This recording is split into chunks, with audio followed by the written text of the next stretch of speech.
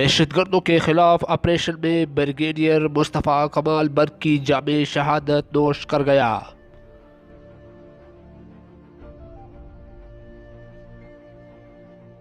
नाज़रीन कराम, आईएसआई के sector commander north CI brigadier Mustafa Nawaz Barki Waziristan के इलाके अंगूर अड्डा में शिद्दत पसंदों के गात लगाए हुए हमले में जामे शहादत नोश कर गए, जबकि टीम के साथी कुछ जवान भी जख्मी हुए।